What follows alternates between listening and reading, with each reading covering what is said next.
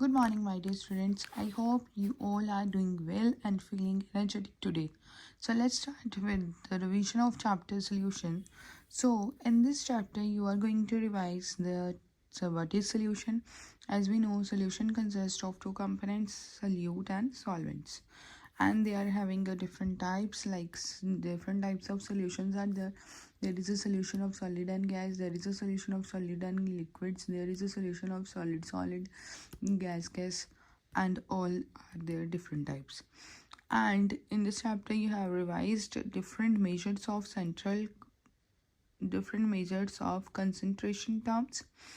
हम किस तरीके से सॉल्यूशंस की कंसंट्रेशन को कैलकुलेट कर सकते हैं. We can calculate by using different concentration terms like molarity, molality, mole fraction, mass percentage, volume by mass percentage.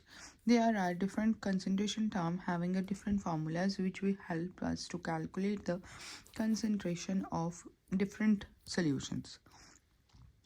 Next is Raoult's law, Henry law, ideal and non-ideal solution, colligative properties. There are four main colligative properties which we have in our syllabus, and different numerical basis on that. Determination of molecular mass, solute, abnormal molecular mass, and Ventov factors.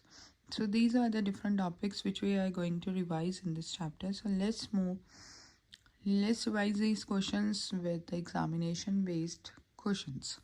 Okay, so open your classwork notebooks, write down date. So first question is, calculate the mole fraction of water in a solution of sodium hydroxide which has 80 grams of sodium hydroxide and 54 grams of water. So let's interpret what is given here. So the calculate, हमें बोला गया है कि क्या calculate करना है, mole fraction of water. ठीक है, किसी सोल्यूशन में जब हम सोडियम हाइड्रोक्साइड को डालेंगे 80 gram of sodium hydroxide and 54 gram of water as their molecular atomic numbers are given here. ठीक है, तो आपको मोल फ्रैक्शन कैलकुलेट करनी. तो वो हम कैसे कैलकुलेट करेंगे. The first step is calculate the molar mass. आपको सोडियम का मोलर मास निकालना है और वाटर का निकालना है. Sodium atomic number is 23, then oxygen is 16, then hydrogen is 1. Calculate that one. Hydrogen 2 into 1 will be 2, okay, plus 16, it will be 18. It will have 40, ठीक है, gram, or we can say it is having the 18 grams. बेटा first step आपको given लिखना है जिसमें आपको given है उनके मासेस. ठीक है, आपको मासेस लिखने हैं. Then you are suppose to calculate. I am giving you description about the steps you are suppose to follow while writing the numericals. Okay, सबसे पहले आप लिखेंगे गिवन. ठीक है, गिवन में जो आपको स्टेटमेंट में गिवन है वो लिखेंगे आप. Then you are suppose to write calculate. जो भी उसका मॉलिक्यूलर मास है वो आप कैलकुलेट करेंगे. ठीक है, जो मॉलिक्यूलर मास कैलकुलेट करने के बाद ही हम मोल्स कैलकुलेट कर सकते हैं. As we know the formula is given weight upon molecular mass. जो इसका फॉर्मूला होता है वो क्या होता है, given weight upon molecular mass. तो इस फॉर्मूले को यूज़ करके हम मोल्स निकालेंगे. अब wait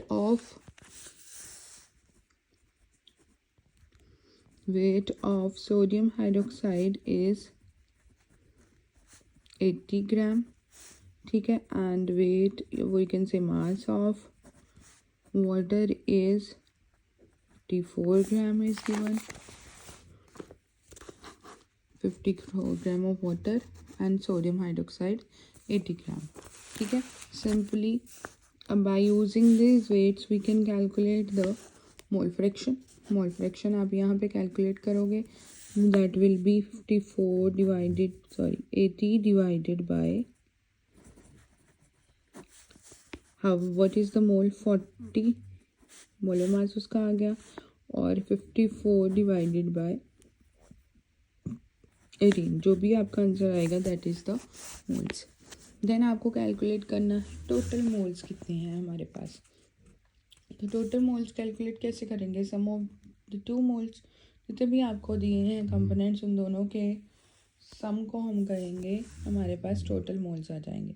number of moles of sodium hydroxide equals plus number of moles of water, इन दोनों के मोल्स को ऐड करने के बाद हमारे पास क्या आएगा, टोटल मोल्स। ठीक है, क्यों? क्योंकि मोल फ्रैक्शन का फॉर्मूला क्या होता है, number of moles of solute divided by number of moles of salute plus solvent. उन दोनों के ही सल्यूट और सॉल्वेंट के ही डिज़ोल्व करने हैं, हमें ऐड करने हैं।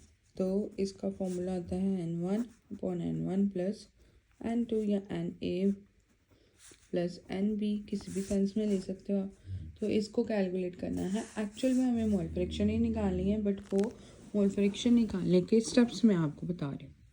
Okay, so in this way you can calculate this question.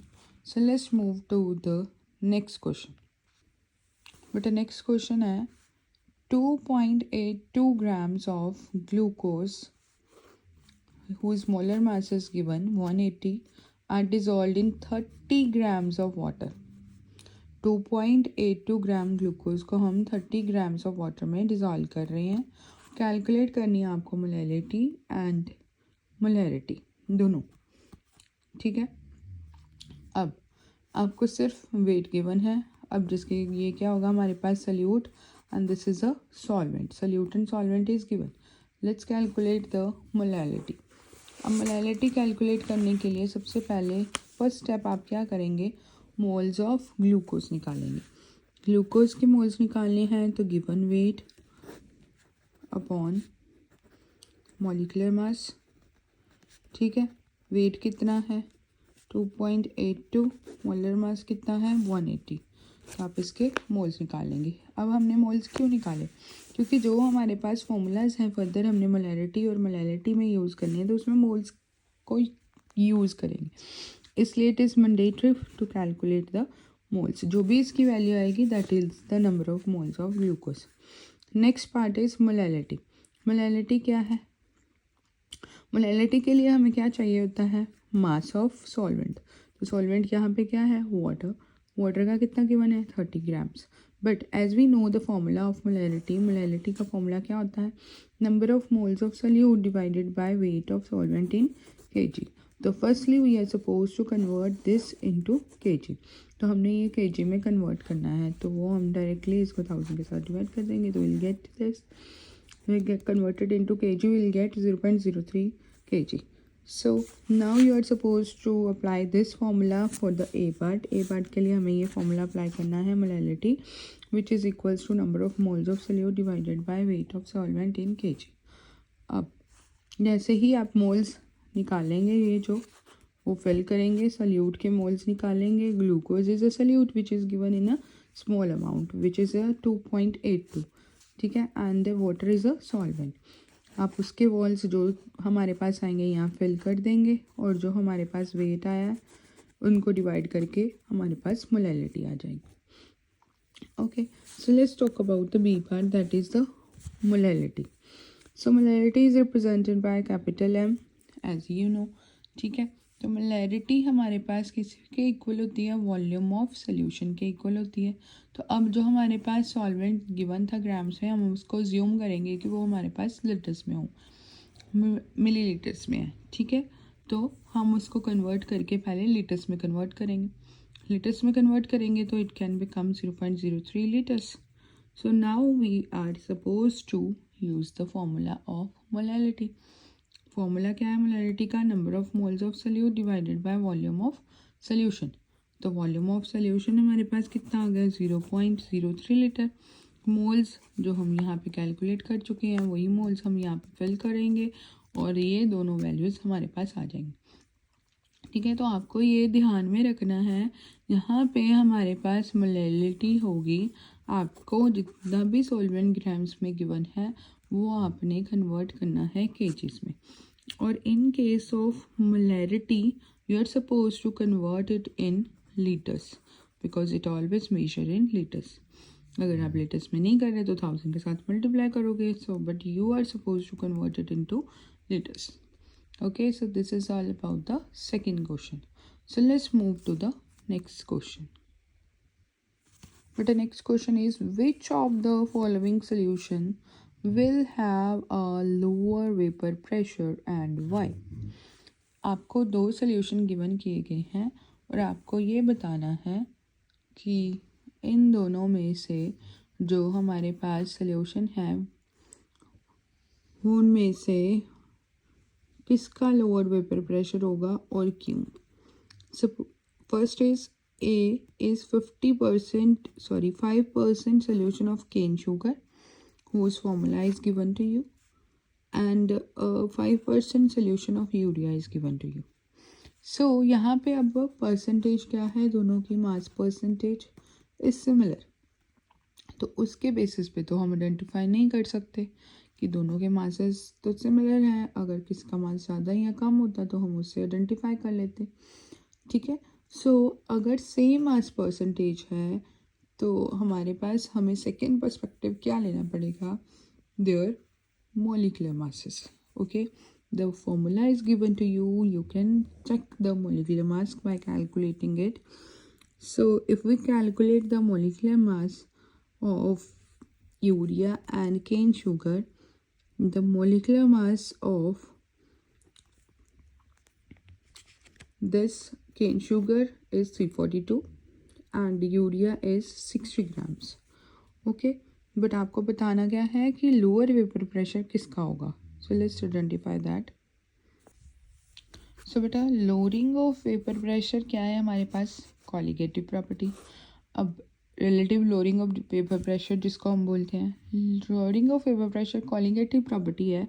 And we know that colligative properties कौन सी प्रॉपर्टीज होती हैं, which depends on the number of solute particles. तो सिर्फ और सिर्फ सोल्यूट पार्टिकल्स के नंबर पे डिपेंड करती हैं जो सोल्यूशन में प्रेजेंट होंगे, and not on their nature of the solution. वो किस तरीके का सोल्यूशन है, it doesn't depend upon that, it just depend upon the number of the solute particles present in that solution. Okay, so cane sugar, as I told you, the formula is given to you, that is C12H22O11. By using this formula we can calculate, if we calculate the molecular mass, that will become 342, and the urea formula is also given, whose molar mass is 60. Okay, NH2CO NH2 whose molecular mass is 60. So reason क्या आएगा अब यहाँ पे, सो reason हमारे पास आएगा कि at the same mass percentage cane sugar has higher molar mass. अब आप इन दोनों को बात कंपेयर करें तो मोलिकुलर मास किसका ज़्यादा है, दैट इज़ केन शुगर का 342. इस कंपेयर करें हम 60 ग्राम से तो इसका ज़्यादा हो गया. तो मोलिकुलर मास जिसका हायर मोलिकुलर मास होगा, it produces fewer moles or more moles. So let's see. At the same percentage, cane sugar has much higher molecular mass than urea, so it produces fewer moles of solute particles, which causes greater lowering of vapor pressure. जितना ज़्यादा मास है उतना, जितना ज़्यादा हमारे पास molecular mass होगा उतने vapours या हम कहें कि मोल्स जो हैं वो सोल्यूट पार्टिकल्स के कम प्रोड्यूस होंगे. ठीक है, तो इसी रीज़न के कारण यहाँ लिखा गया है कि सेम मास परसेंटेज होने के कारण जो शुगर है उसका मॉलिकुलर मास ज़्यादा है, शुगर केन का मॉलिकुलर मास ज़्यादा है एज़ कम्पेयर टू यूरिया, तो वो क्या करेंगे, कम moles of solute particles produce करेंगे और जिसके कारण ज़्यादा लोअरिंग होगी वेपर प्रेशर की. ठीक है, तो आप in crux we can say कि the substance which have higher molar mass produces fewer moles. तो जिसके ज़्यादा मोलर मास होगा वो कम मोल्स प्रोड्यूस करेगा, कम मोल्स प्रोड्यूस करेगा तो हमारे पास जो वेपर प्रेशर है वो कम होगा. ठीक है, you can note it down from this, you can write it in your own way. I am just giving you an expression for the concept clarity how to attempt this type of question कि अगर आपको same mass percentage given है तो आप उसके molecular mass से confirm करेंगे कि लोअर किसका होगा।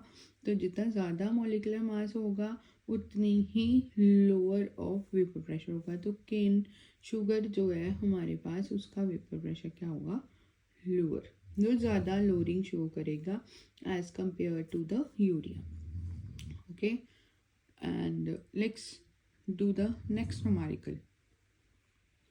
Next numerical is calculate the vapor pressure lowering caused by the addition of 50 grams of sucrose whose molar mass, yeah, we can say molecular mass is 342 to 500 grams of water if vapor pressure of pure water at 25 degrees Celsius is 23.8 mm of mercury.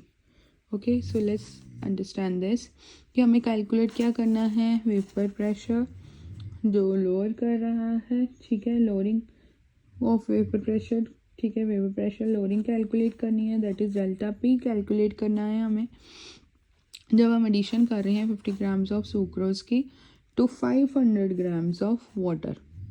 ठीक है, ये हमारे पास क्या हो गया, solute, and this is a solvent. From the values we can interpret that lower amount वाला क्या होता है सोल्यूट एंड ज़्यादा वाला क्या होता है सॉल्वेंट। ठीक है, द वेपर प्रेशर आपको बताया गया है कि प्योर वाटर का 25 पे 23.8 mm ऑफ मर्करी होता है। तो कैसे कैलकुलेट करेंगे, बेटा सबसे पहले हम गिवन लिखेंगे।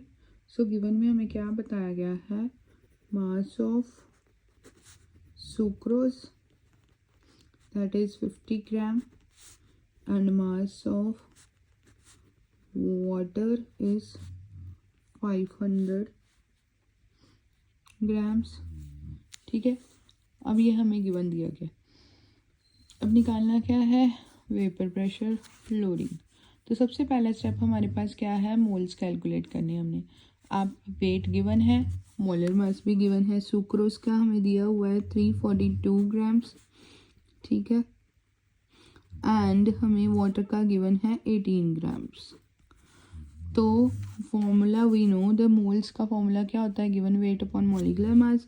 आप मोल्स का फॉर्मूला यहाँ पे लगाएंगे, दैट इज 50 अपॉन 342, जो भी आएगा आपके पास उसके मोल्स होंगे। 18 डिवाइडेड बाय 500 डिवाइडेड बाय 18, जो इनके मोल्स आएंगे वो मोल्स हम लेंगे। उसके बाद आपको निकालनी है मोल फ्रैक्शन, ठीक है, मोल फ्रैक्शन ऑफ सुक्रोज वो निकालेंगे हम। Then the formula which we will use to calculate the vapour pressure lowering के लिए हम यूज़ करेंगे दिस फॉर्मूला, रीअरेंज किया बेटा हमने, delta P is equals to X solute and P nought. P nought भी हमें गिवन है, that is lowering of water if the vapour pressure lowers pure water at 25 degree Celsius is 23.8 mm of mercury. तो lowering भी आपको given है, तो आप ये सारी वैल्यूज पुट करके इसका सॉल्व कर लेंगे। सो this is all about it. You must solve these questions on your homework notebooks and practice numericals based on these colligative properties from your book. You must practice that numericals, it is a part of your syllabus, so वो आपको अच्छे से practice करना है, ठीक है। सो आपको ये वैल्यूज़ निकालनी है, प्रॉपरली सॉल्व करनी है और लिखनी है अपनी नोटबुक्स पे। It is mandatory for every child to solve this because now you have your cycle test and in that cycle test it's syllabus of your paper, तो ये आपको नोट डाउन करना है अच्छे से, और जो भी आपकी कंफ्यूजन होगी you can discuss with me. So now it's time for the feedback. So what is mole fraction? How we can identify the lowering of vapor pressure which is having a lowering of vapor pressure, okay, and why we have the lowering of vapor pressure, On which factors the colligative property depends? And what is the difference between molality and molarity in the basis of the formulas used? What's the difference between them? What is mole fraction? How we can differentiate the ideal and non-ideal solutions from each others. So this is all about it. Thank you.